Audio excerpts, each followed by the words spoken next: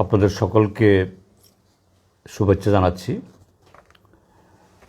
তো আজকে এই সাংবাদিক সম্মেলন করার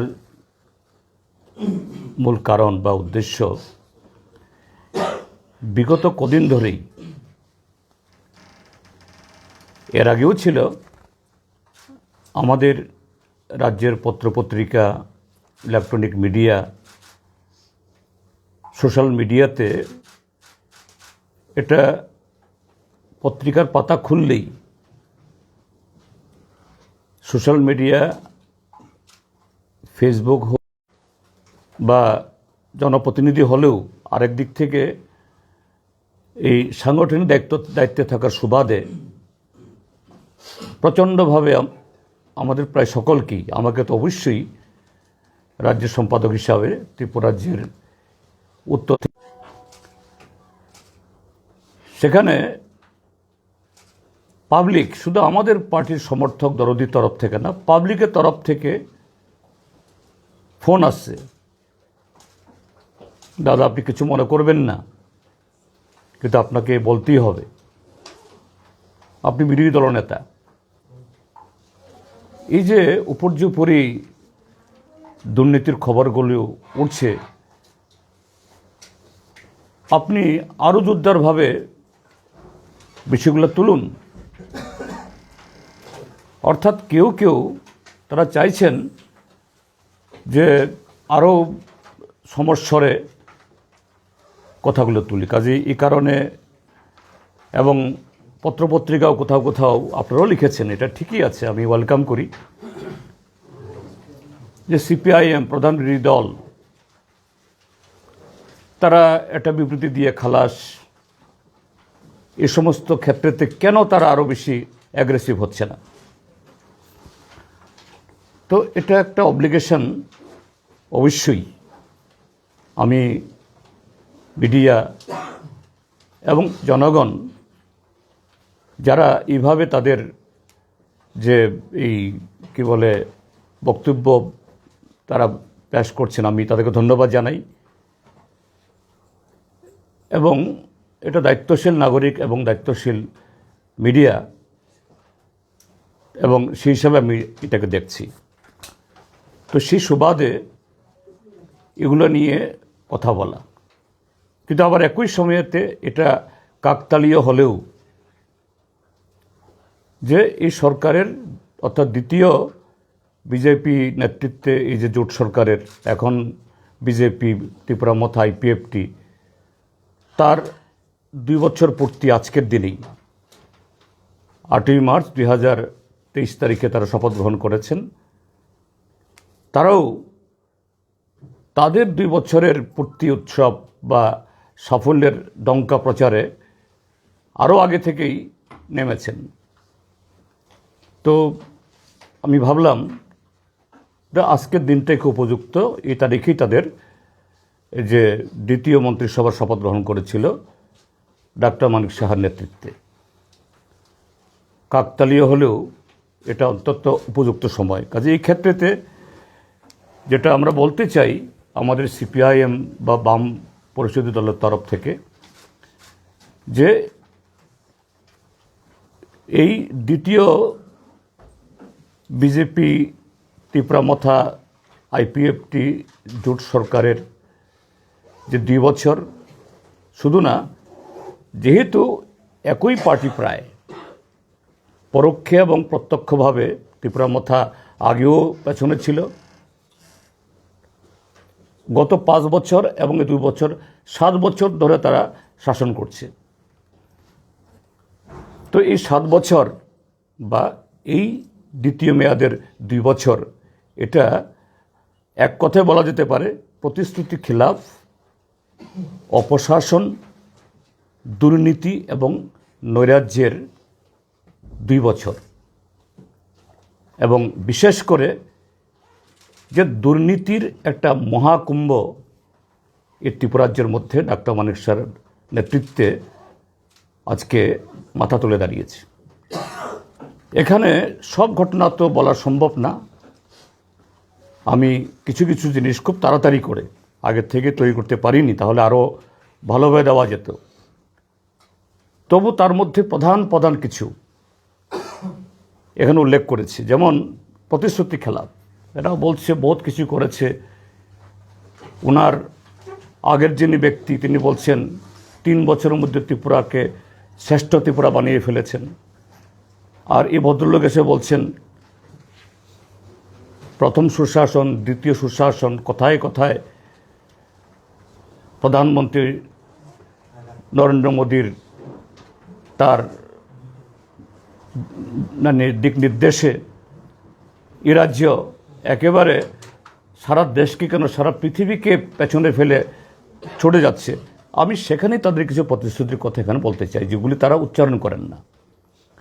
প্রথমত হলো সেই 2017 অর্থাৎ 18 নির্বাচন আগে তারা বলেছিল যে প্রথম বছরেই 50,000 চাকরি, তার পরবর্তী 4 বছরে আরও 6.5 লাখ 7 লাখ। কদিন আগেও গেল অধিবেশনেও তারা তথ্য দিয়েছেন বিধানসভাতে কত চাকরি তারা দিয়েছেন। আর এই সময়তে যাদের চাকরি গেছে বিভিন্ন কারণে এবং অবসরে, সেই হিসাব করলে পরে নতুন 50,000 চাকরি দূরে থাক, উল্টো 50,000-এর বেশি চাকরি গেছে। এখন এই শব্দ তারা উচ্চারণই করেন না। দ্বিতীয় বলেছে এ রাজ্যের গ্রামীণ এবং শহরের গরিব মানুষদেরকে, যারা রেগা এবং 2F-এ কাজ করেন, যে প্রথম মন্ত্রিসভাতেই 200 শ্রম দিবস এবং 340 টাকা মজুরি প্রদানের জন্য সিদ্ধান্ত হবে। কে বলেছেন? না মানিক সাহা তখন এরকম বর্তমান মুখ্যমন্ত্রী বলার জায়গায় আসেননি, বা ওনার আগে যিনি মুখ্যমন্ত্রী ছিলেন তিনিও কথা বলার জায়গায় আসেননি। বলেছেন তৎকালীন তাদের সভাপতি অমিত শাহ, আজকে যিনি মোদী মন্ত্রিসভার দ্বিতীয় ব্যক্তিত্ব, যে 3 তারিখ ভোট গণনা হবে, 4 তারিখ মন্ত্রিসভা হবে, সেই 4 তারিখে ঘোষণা হয়ে যাবে হাম সেন্ট্রাল গভর্নমেন্ট মে হ্যাঁ। কাজে ওদের পক্ষে এগুলি করা কোনো ব্যাপারই না।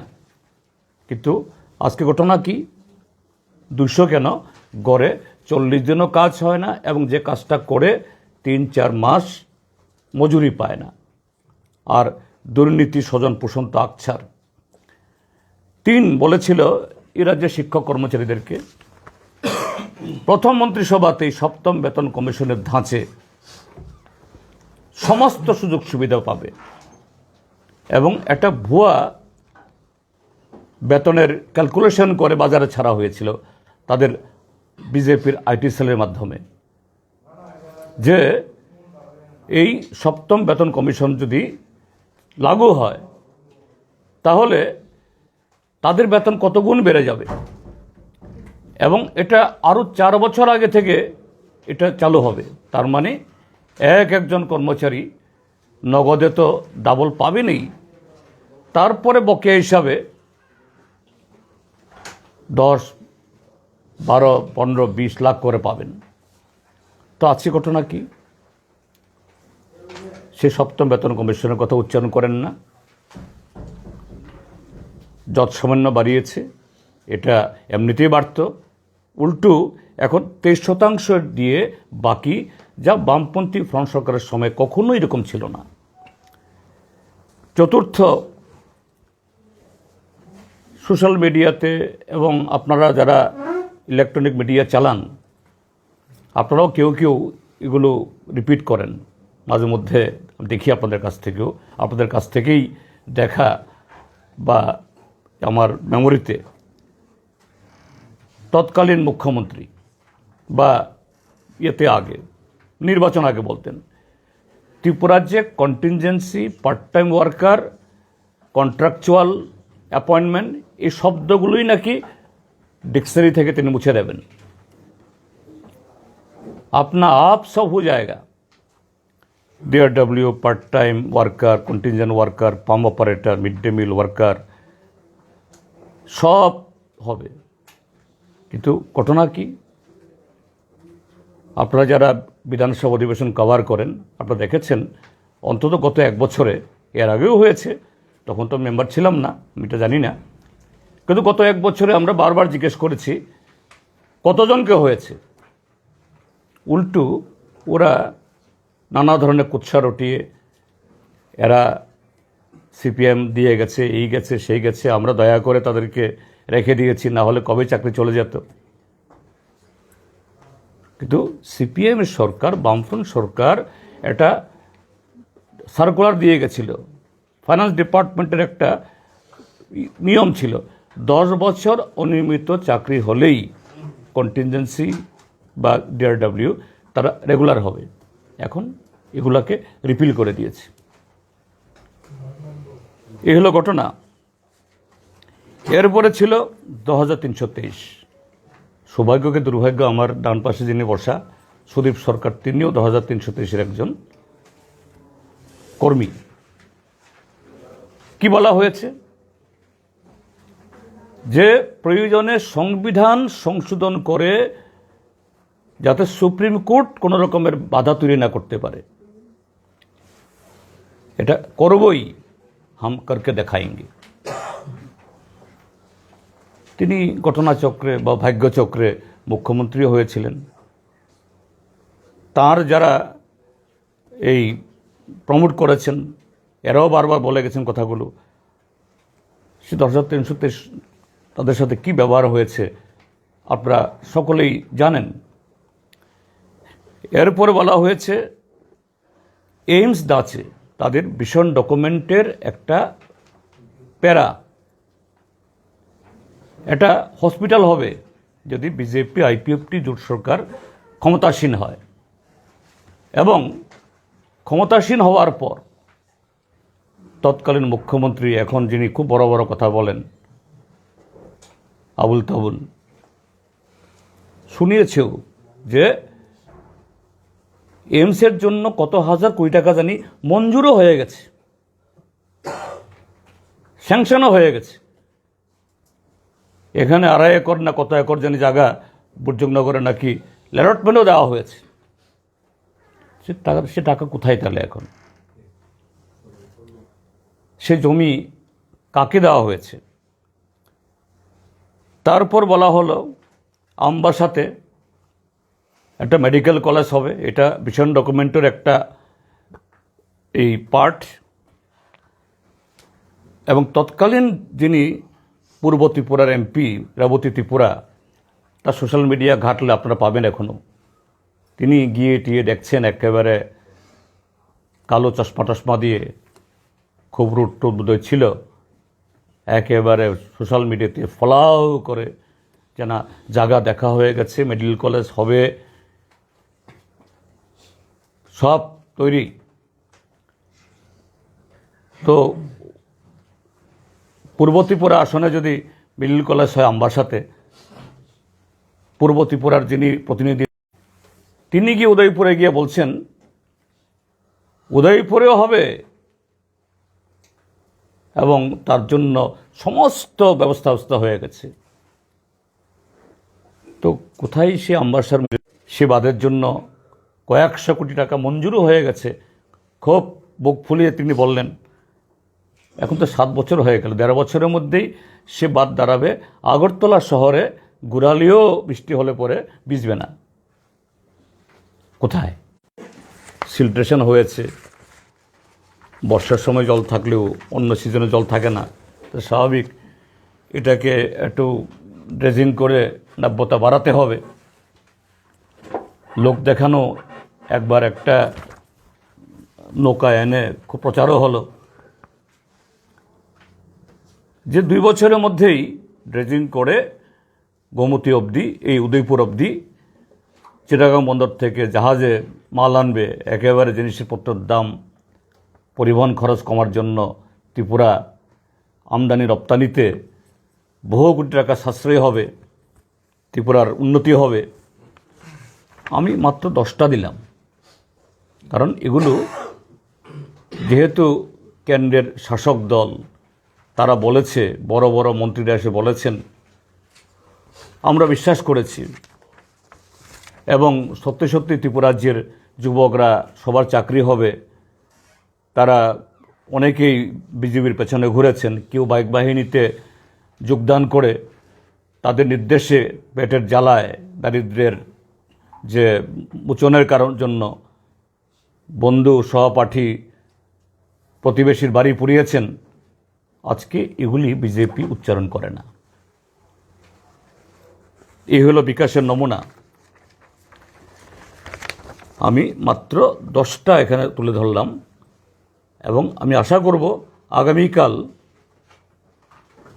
তারা বিবেকানন্দ ময়দানে জনসভা হবে, সেখানে জেপি নাড্ডা সাহেবের কাছ থেকে, রাজ্যের বিজেপির এখনও সভাপতি রয়ে গেছেন রাজীব ভট্টাচার্য বা অন্য সাংসদ এবং মাননীয় মুখ্যমন্ত্রী ডক্টর মানিক সাহার কাছ থেকে ত্রিপুরাজ্যের মানুষ, আমাকে উত্তর দিতে হয়ে বলছি না, ত্রিপুরাজ্যের মানুষের কাছে কেন এই প্রতিশ্রুতি পালিত হলো না, তার জবাব আগামীকাল তারা দেবেন।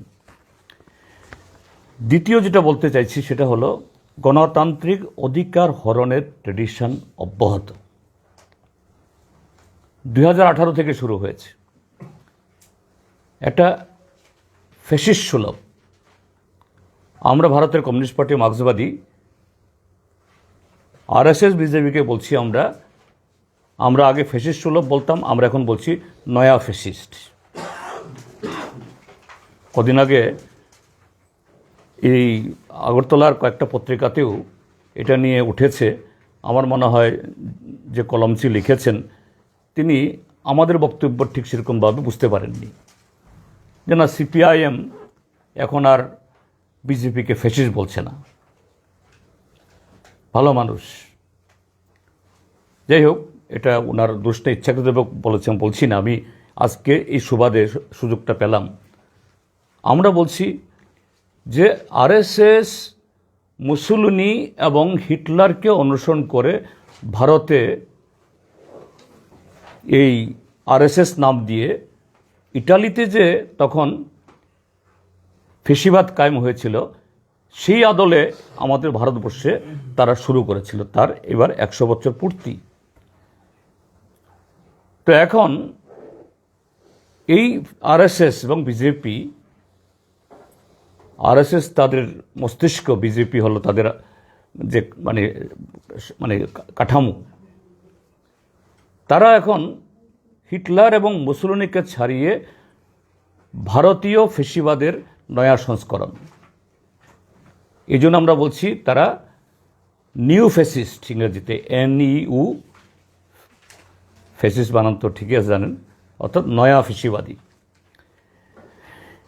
এই নয়া ফ্যাসিস্ট সুলভ ও একদলীয় শাসন ব্যবস্থা কায়েমের নগ্ন প্রচেষ্টা প্রতিটি ক্ষেত্র অব্যাহত। গত এই 18-র পর এই রাজ্যে বিরোধী দলের রাজনৈতিক এবং গণতান্ত্রিক কার্যকলাপে প্রতি পদে পদে বাধা। আপনারা দেখেছেন আমাদের রাজ্য সম্মেলনকে কেন্দ্র করে এরা মাঠ দিল না। শেষ লগ্নে ওরিয়েন্ট চৌমুহনীতে জনসভা করার সুযোগ দেওয়া হলো, কিন্তু একেবারে উপরতলা থেকেই হুকুম জারি করে, নির্দেশ জারি করে ধর্মনগর থেকে সাবরুম, রেল স্টেশনে, বাস স্টেশনে, গাড়ি স্টেশনে বড় বড় লাঠিসোঁটা নিয়ে স্বচ্ছ ভারত অভিযান, অর্থাৎ সিপিএমের লোক যাতে রেলে উঠতে না আসে, স্টেশনে না আসে। বাস মালিক যারা গাড়ি দিয়েছেন এদের বাধা দিয়েছেন, কিন্তু সমস্ত বাধা মারিয়ে জনসভা হয়েছে। জনসভা এটাকে এই বর্ষপূর্তির নামে আগামীকাল তারা করবে। তো গণতন্ত্রে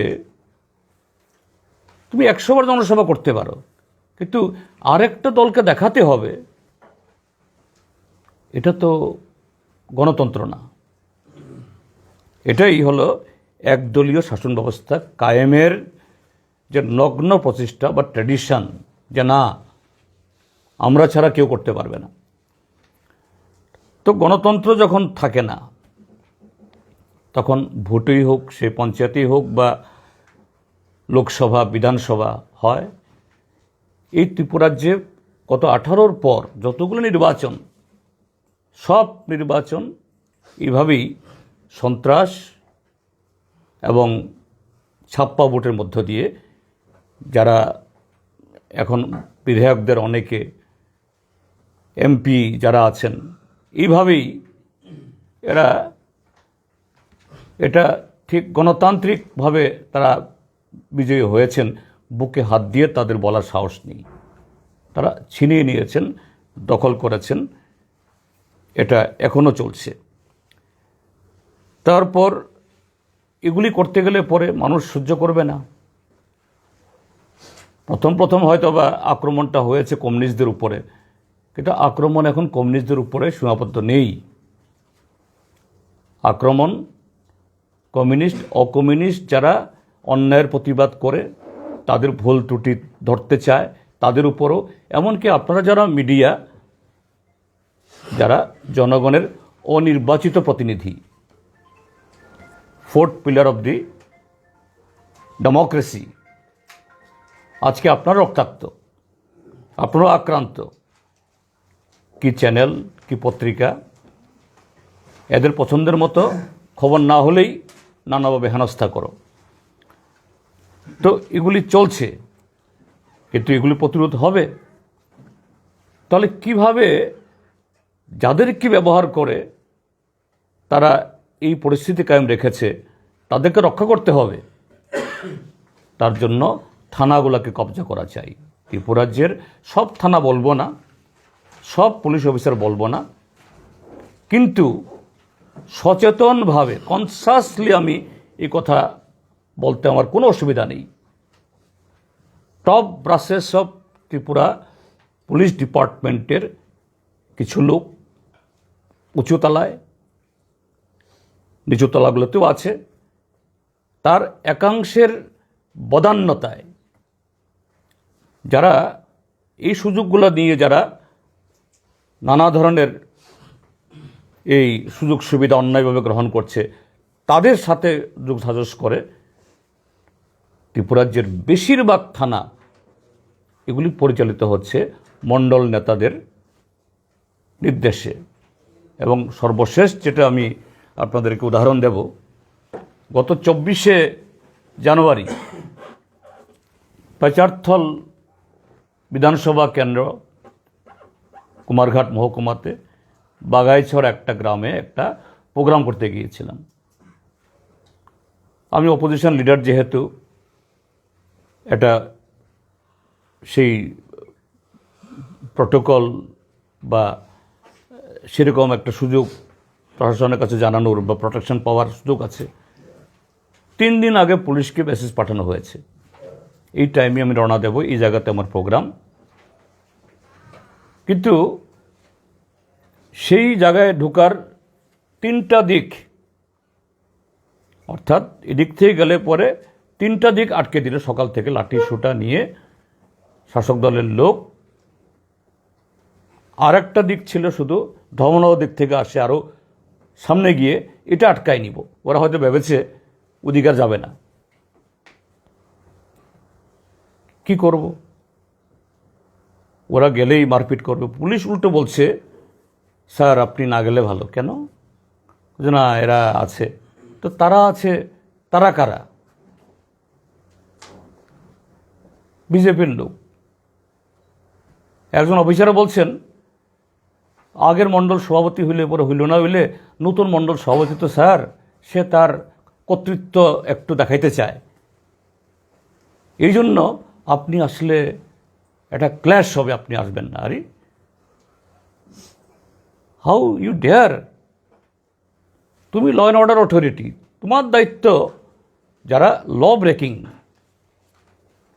এদেরকে প্রতিহত করা, আর ল অ্যাভয়েডিং যারা আপনাকে জানিয়ে অনুমতি নিয়ে করছে তাদেরকে প্রোটেকশন দেওয়া। উল্টা সে বলছে আপনি না আসলে ভালো। আমি যাব। আমি কনফ্রন্টেশনে যাইনি, 3টে রাস্তা দিয়ে যেখানে তারা দাঁড়িয়ে আছে, ধর্মনগর দিক থেকে আমি ঢুকলাম অনেক ঘুরে। ওখানে গিয়ে হাজির, আমার গাড়ির সামনে গিয়ে দাঁড়িয়ে গেল। স্বাভাবিক, ওখানে আমাদের লোকজন ছিল, তাদেরকে প্রতিহত করে শান্তিপূর্ণভাবে জনসভা করে এসেছি। আমরা কিছুই করিনি, কিন্তু উল্টা আমাদের বিরুদ্ধে মিথ্যা মামলা জড়িয়ে প্রায় 1 ডজন কর্মী ওদের বাড়িঘর ছাড়া।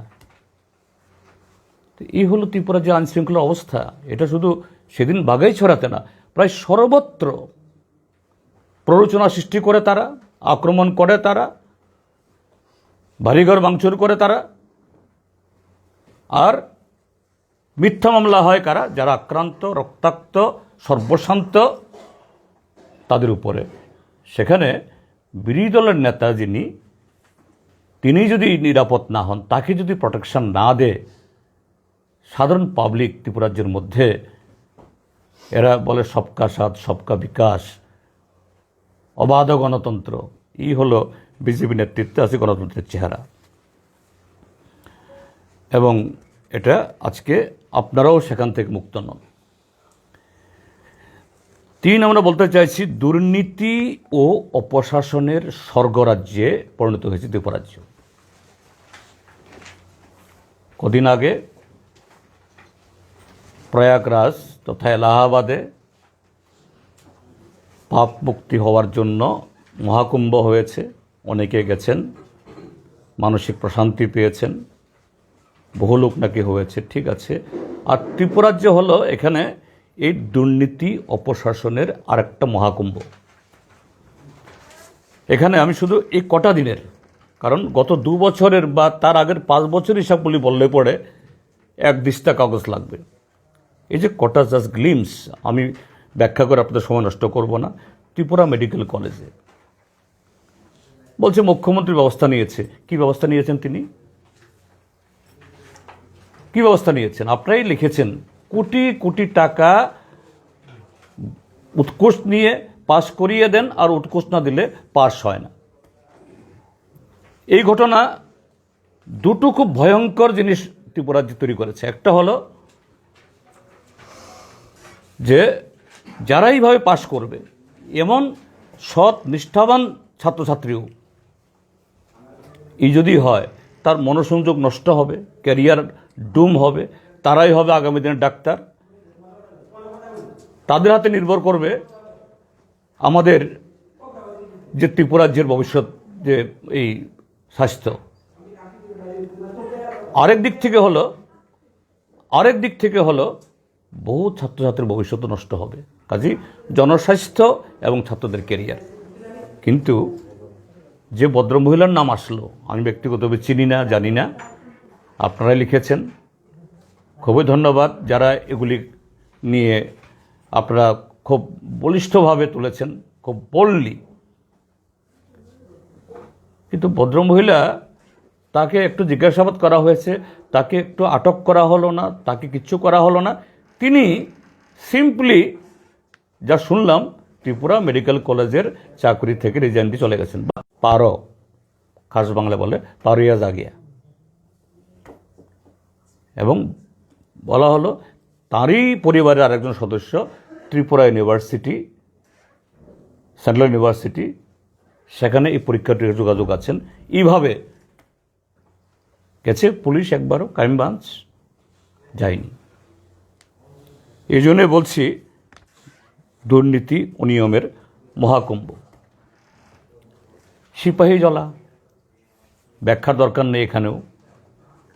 আমরা বলেছি সিপিআইএমের তরফ থেকে সেদিন, হ্যাঁ, কজন লোক যারা বিগত কয়েক বছর ধরে লাখ লাখ টাকা যারা হাতিয়ে নিচ্ছে, গ্রেপ্তার হয়েছে, ভালো, গ্রেপ্তার করতে বাধ্য হয়েছে।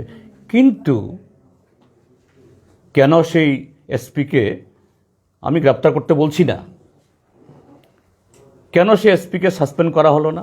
নিদেন পক্ষে এসপিকে সে জেলা থেকে সরানো হলো না।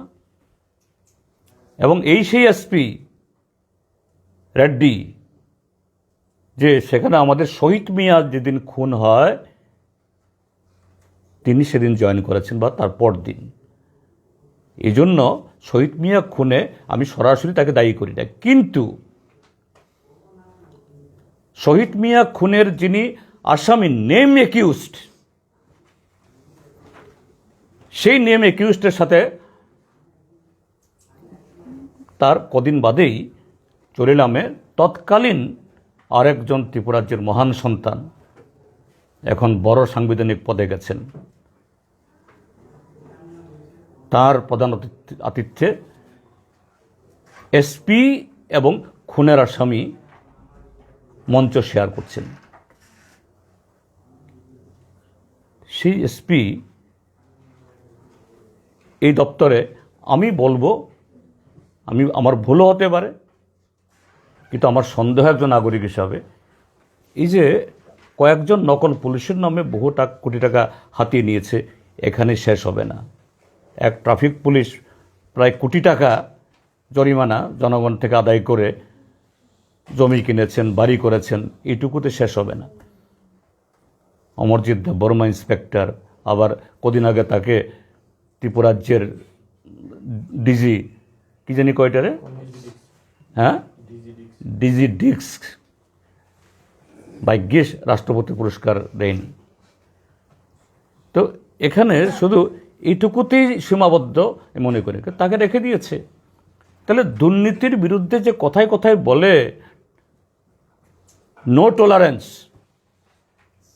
এই দুটো ঘটনা তো প্রমাণ করছে শুধু টলারেন্স না, মহা টলারেন্স। তারপর কেন আজকে গাঁজা চাষে রমরমা, মাদক পাচারে ত্রিপুরা কেন করিডর? একটাই কারণ, এই কদিন আগেও আমাদের এই পশ্চিম ত্রিপুরার এই উত্তর দিকে একটা কনস্টিটিউয়েন্সি, আর এক মহান ব্যক্তিত্ব, তার ইয়েতে তিনি মোহনপুর মিউনিসিপ্যাল এরিয়ার মধ্যে গাঁজা চাষ করে, পুলিশ বড় মরার উপরে গাঁজা কাটতে যায়, তুলা শিখরে গাঁজা কাটতে যায়, ওই বাংলাদেশ বর্ডারে গিয়ে গাঁজা কাটতে যায়, কিন্তু তার থানার নাকের ডগাতে মোহনপুর মিউনিসিপ্যাল এরিয়াতে, যেখানে রাত্রিবেলা স্ট্রিট লাইটের আলো পড়ে, সেখানে গাঁজা গাছ পুলিশের চোখে ধরা পড়ে না। মোহনপুরের জনগণ বলেন এখানে নাকি মোহনপুর সাব ডিভিশনে প্রতি গাঁজা চাষ, ইয়াবা, ব্রাউন স্লোগার নাকি তাকিতে জানি, এগুলি পাচারের সমস্ত ঠেক তাদের কাজে। পুলিশ কি করবে? আর উপরতলার কিছু দুর্নীতিবাজ পুলিশ অফিসার, এদেরকে দিয়ে হয় না। এত অপমান এখানে। তো এই হলো ঘটনা। তারপর কমিশন, ত্রিপুরাজ্যের সরকারকে যদি বলা হয় এখন এটা কমিশনের সরকার বললে বোধহয় ভুল হবে না। পঞ্চায়েত থেকে মহাকরণ, কমিশন ছাড়া কারোর 6%, কারোর 10%, কারোর 11%, কমিশন ছাড়া কোনো কাজ হয় না। এবং মানুষের অভিযোগ, এই যে আপনাদের কেউ কেউ নিশ্চয়ই উত্তর ত্রিপুরা বা অন্য জায়গাতে ইদানিংকালে গেছেন, জাতীয় সড়কের অবস্থা দেখুন গিয়ে, এই যে খোয়াইয়ে, এটা জাতীয় সড়ক না কোনো মানে খ্যাত, বোঝার উপায় নেই।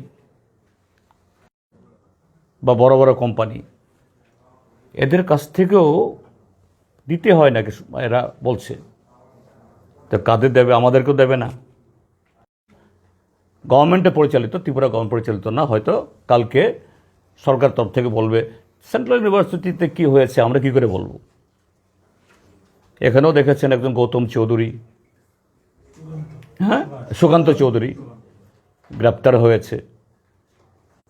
দারোয়ান, মাল্টিটাস্কিং, এই কাজ করার লোক, অ্যাসিস্ট্যান্ট, কেরানি,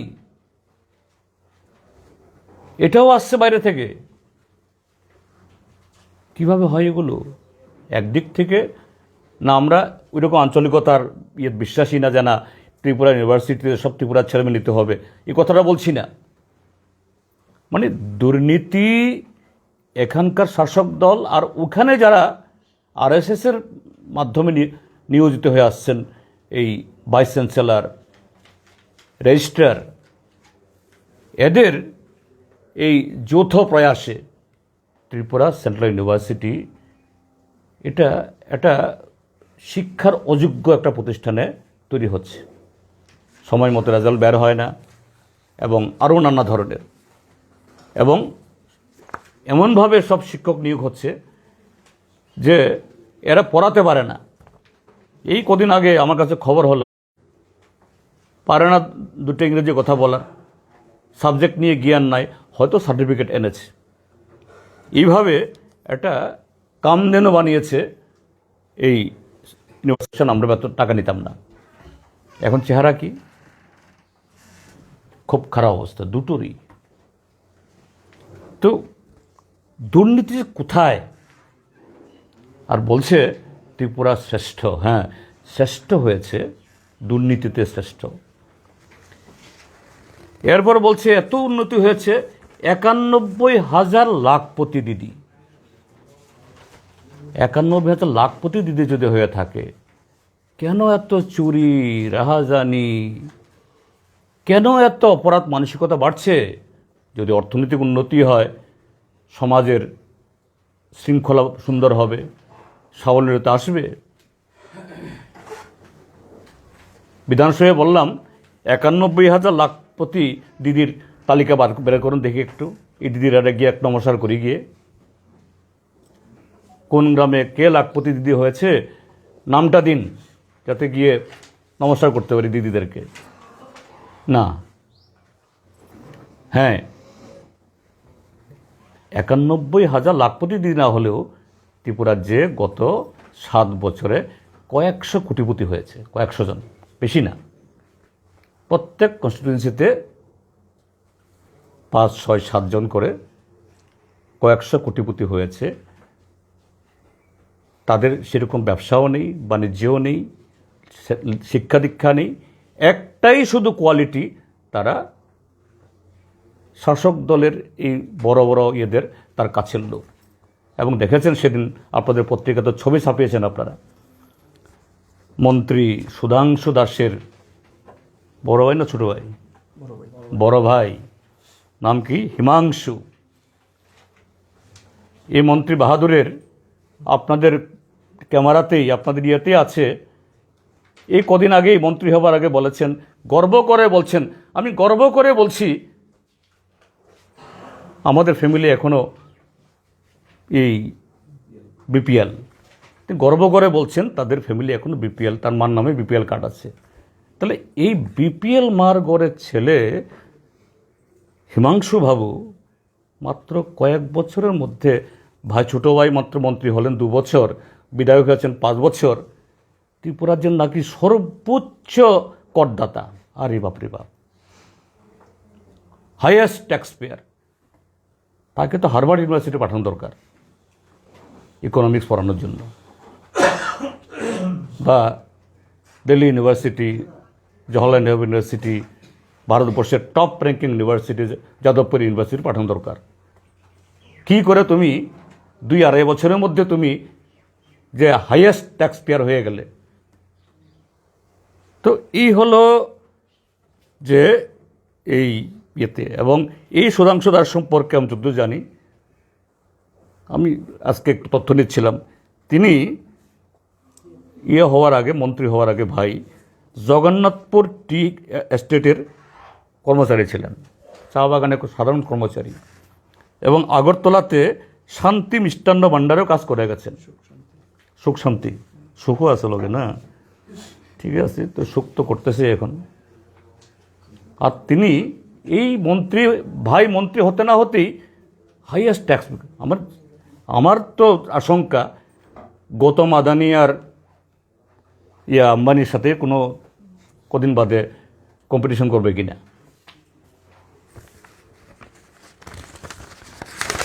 তারপর অন্তহীন নৈরাজ্য কায়েম হবেই। যখন রোজগারে অনিশ্চয়তা, আইনশৃঙ্খলা থাকে না, মানুষ তখন কি করবে? তখন এদিক সেদিক যাবে। কাজে এই ত্রিপুরার যে মানব পাচার, মাদকদ্রব্যের ব্যবহার, অপহরণ, চুরি, ছিনতাই, এগুলি বাড়ার পেছনে এই কারণ অনিবার্য, এই কারণেই আমি সেই জন্যই বলছি যে এই 2 বছর প্রতিশ্রুতি খেলাপ, অপশাসন, দুর্নীতি এবং নৈরাজ্যের মহাকুম্ভ, এই যে ঘটনা, এখানে ট্রিপল ইঞ্জিনের আইপিএফটি তো বলা লাভ নেই। আইপিএফটি যিনি একজন আছেন, তিনি কতটুকু আইপিএফটি আছেন জানি না, তার চেয়ে বেশি হলো বিজেপি সে। কিন্তু এডিসি মাঝে মধ্যে খুব হুঙ্কার টুঙ্কার ছাড়েন, ইদানিং ছাড়া হয়েছে। কিন্তু দুটার মধ্যে সম্পর্কটা কি? ভিলেজ কমিটি ভোট কেন হয় না? 13 জন এমএলএ বোবা। আমরা না চাইলেও, এটা অবাস্তব বললেও তারা তো চায়। গ্রেটার ত্রিপুরা ল্যান্ড নিয়েও বোবা। গত 2রা মার্চ 2024 দিল্লিতে একটা অ্যাকর্ড হলো, 1 বছর পূর্ণ হয়েছে সেদিন। দিল্লি সম্পর্কে চুপ, কোনো কথা বলে না। আবার মাঠে ময়দানে এসে তাদের যিনি মেশিয়া আরম্ভ করেছেন নতুন খেলা। কিন্তু একটা জায়গাতে বিজেপির সাথে টক্কর মারছে। কোন জায়গাতে? দুর্নীতিতে। এডিসিতেও কিছু রিক্রুটমেন্টের জন্য হয়েছে। প্রথম চেয়ারম্যান করেছে একজনকে, তারপর একজন চেয়ারম্যান, এখন চুপ। এবং এখন এডিসি এলাকার যারা কন্ট্রাক্টরদের বক্তব্য, কদিন আগে আমার কাছে একটা গ্রুপ এসছে, এমনভাবে সমস্ত টেন্ডার হচ্ছে, এই টেন্ডার ত্রিপুরার ছেলেমেয়েরা পার্টিসিপেট করার সুযোগই নেই। সব বাইরের, শিলং থেকে, গুয়াহাটি থেকে, গুজরাট থেকে, এরাই সব এডিসিতে যা কিছু হচ্ছেন নিয়ে যাচ্ছে। অর্থাৎ বিজেপির সাথে উন্নয়নের ভালো কাজের কোনো কম্পিটিশন না, কিন্তু দুর্নীতি কিভাবে নয়ছয় করবে, এদের বাড়ি ঘর, চেহারা, গাড়ি ঘোড়া, এটা দেখলে বোঝা যায়। সর্বশেষ যেটা বলতে চাই যে গত 2 বছর এবং আগের 5 বছর, দুটো মিলে 7 বছরে রাজ্যের শিক্ষা ব্যবস্থা প্রায় সম্পূর্ণ ভেঙে পড়েছে। একটা প্রজন্ম অন্ধকারে তলিয়ে যাচ্ছে। এই যে বিদ্যাজ্যোতি ইত্যাদি ইত্যাদি নামে ছাত্রছাত্রী কমছে, স্কুল বন্ধ হয়ে যাচ্ছে। এ রাজ্যে নতুন স্কুল তৈরি হয় না, কিন্তু নেশামুক্তি কেন্দ্রের ভূমি পূজন প্রায় দিল্লি হয়। তারপরে স্বাস্থ্য, ওই দরে ফরে এনে কয়েক মাস বাদে বাদে হায়দ্রাবাদ, ব্যাঙ্গালোর থেকে কাউকে ধরে নিয়ে এসে একটা কিডনি ট্রান্সপ্লান্টেশন, একটা হার্ট একটা নিউরো করে, বাস ত্রিপুরা স্বাস্থ্য হাব। কিন্তু সেকেন্ড ট্রান্সপ্লান্টেশন আর হয় না, সেকেন্ড হার্ট অপারেশন হয় না। এইভাবে শিক্ষা, এবং গত 7 বছরে নতুন একটা হাসপাতাল নাই। বামপন্থী ফ্রন্ট সরকারের শেষ না হওয়া বিল্ডিং শেষ করে রংটং দিয়ে উদ্বোধন করে বলছে আমরা করছি। কৃষি, আমাদের মাননীয় এই কৃষিমন্ত্রী গত কদিন ধরে কেবল লেখছেন রাজ্যের কৃষি কোথায় নিয়ে গেছেন। 1 শতক নতুন শেষ হলো না। হ্যাঁ, কিছু লোক সোলার পাম্পে সাবসিডি পাওয়া যায়, এগুলোতে কিছু হয়েছে, কিন্তু এগুলো দিয়ে কোথাও জমি চাষ করছে বাস্তব এরকম চিত্র নাই, কিন্তু সব দিয়ে দিচ্ছেন।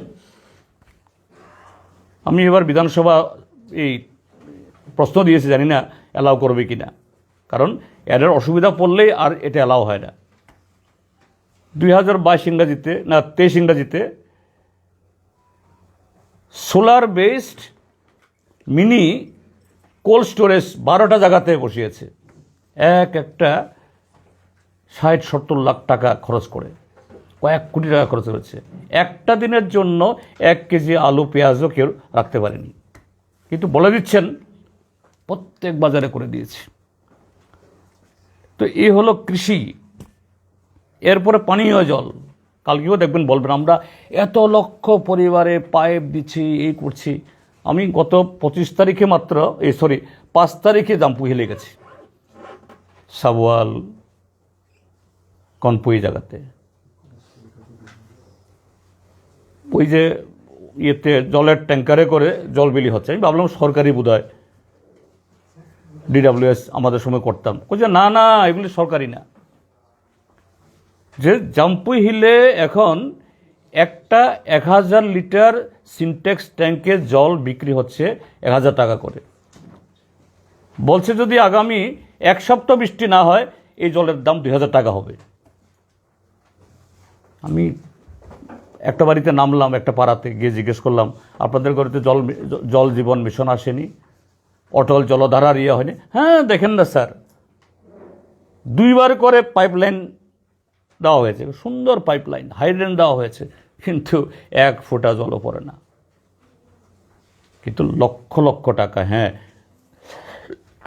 এই 2টা প্রকল্পে গত 7 বছরে কয়েকশো কোটি টাকা ত্রিপুরাজ্যে খরচ হয়েছে। হ্যাঁ, কিছু লোকের বাড়িতে জল যায়নি, কথা বলছি না, তাহলে ভুল বলা হবে। কিন্তু যে পরিমাণ মানুষের সে পরিষেবা পাওয়ার কথা তার ধারে কাছেও নেই। এবার যদি বৃষ্টি না হয় এই জলের যে সংকট যার কোথায় গিয়ে পৌঁছবে। তারপর জাতীয় সড়কগুলোর কথা বলেছি, কঙ্কালসার চেহারা, কন্ট্রাক্টর চলে গেছে, কাজ থেমে গেছে। একটাই কারণ, এখানে এসে কতজনকে যে কমিশন দিতে হয়, কাজে এরা অতিষ্ঠ। আর রাজ্য সরকার অধীন গ্রামের চেহারা তো আরও খারাপ। তো এই অবস্থা, আগামীকাল তারা জনসভা করছেন গণতান্ত্রিক ব্যবস্থাতে।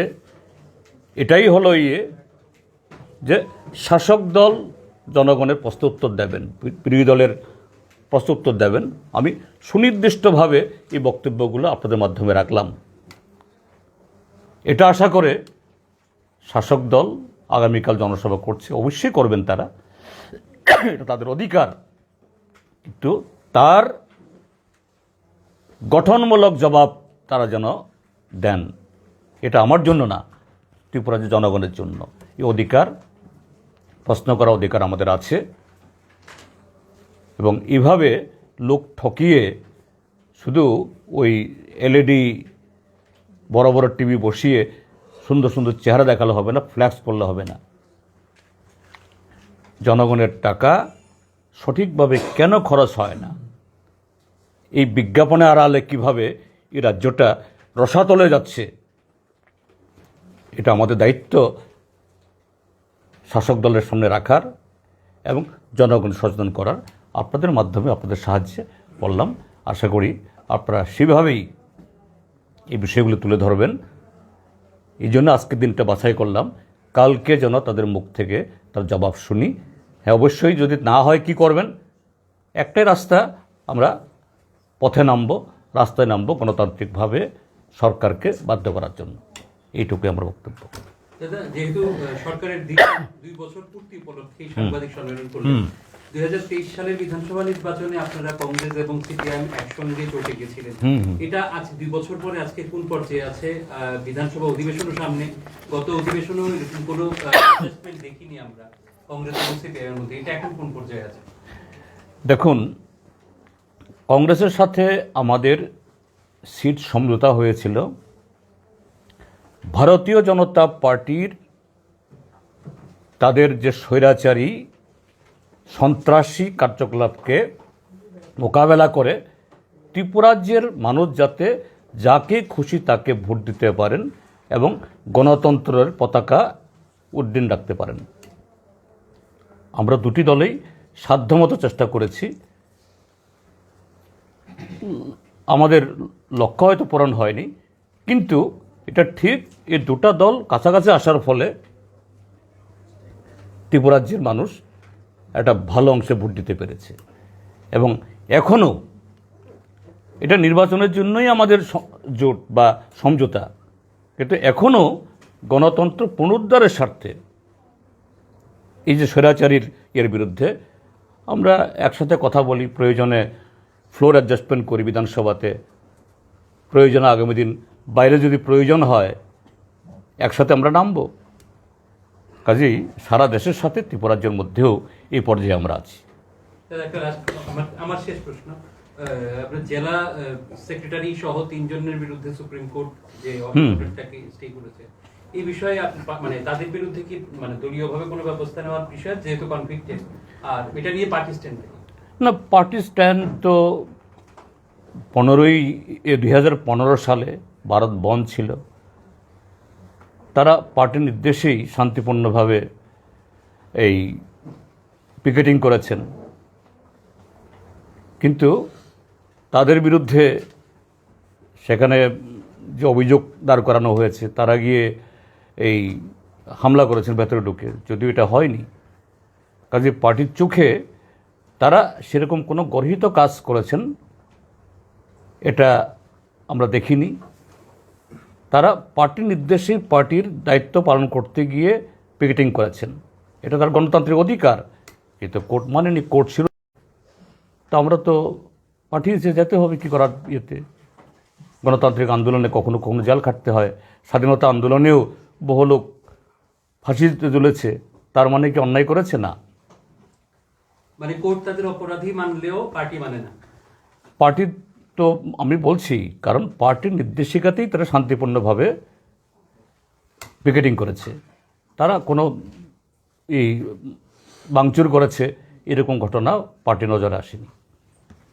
একজন পুলিশ অফিসার শান্তিপূর্ণভাবে পিকেট করেছেন, কিন্তু তাদের বিরুদ্ধে যেরকমভাবে অভিযোগ তৈরি হলো, যেভাবে তাদেরকে এই শাস্তি দেওয়া হলো, তারা